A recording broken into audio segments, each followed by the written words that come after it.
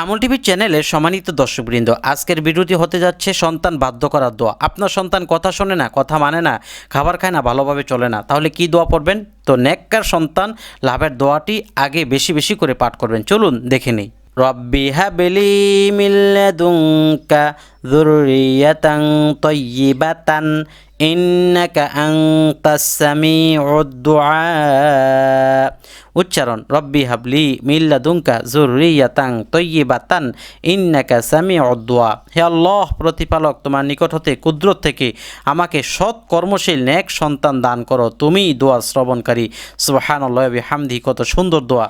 দর্শক, যদি আপনার সন্তানকে কেউ মুখ লাগিয়ে থাকে, যার কারণে আপনার সন্তানটাকে ভালো ছিল খারাপ হয়ে গেছে, এরকম মুখ দোষ অথবা বদ নজর কেটে ফেলবেন একটি দোয়া পড়ে। সেটা হলো কোরআন শরীফ অর্থাৎ কোরআন কারিমের সূরা কলম। আপনি সূচিপত্র দেখে বের করবেন সূরা কলমের শেষের 2 আয়াত।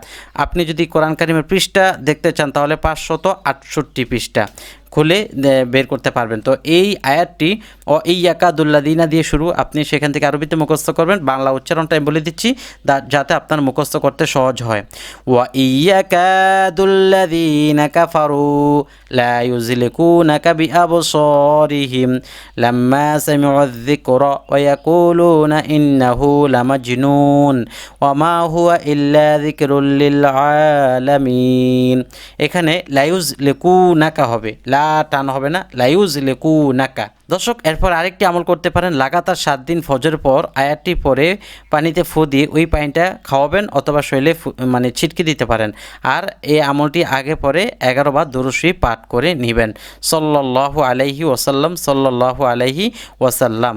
দর্শক, তো এই যে আয়াতটা বললাম, এই আয়াতের আমলটা কিভাবে করবেন, লাগাতার 7 দিন ফজর পর এই আয়াত দুটি, যে আয়াত দুটির কথা বললাম সূরা কলমের, এই আয়াত দুটি পরে পানিতে ফু দিবেন। তাদের শরীরেও অথবা ফু দিতে পারেন বা তাদের শরীরে পানিটা ছিটকে দিতে পারেন অথবা সরাসরি তাদের শরীরে ফু দিতে পারেন। তো এই দুইটা আয়াত পড়ার আগে পরে 11 বার দুরূদ শরীফ পড়ে নেবেন। দুরূদ শরীফটি হলো সাল্লাল্লাহু আলাইহি ওয়াসাল্লাম। দর্শক, এই দুইটি আমল আপনি করেন, ইনশাআল্লাহ আপনার সন্তান ভালো হয়ে যাবে। আর পরবর্তীতে আরও ভিডিও পাওয়ার জন্য আমল টিভি চ্যানেল সাবস্ক্রাইব করে রাখবেন।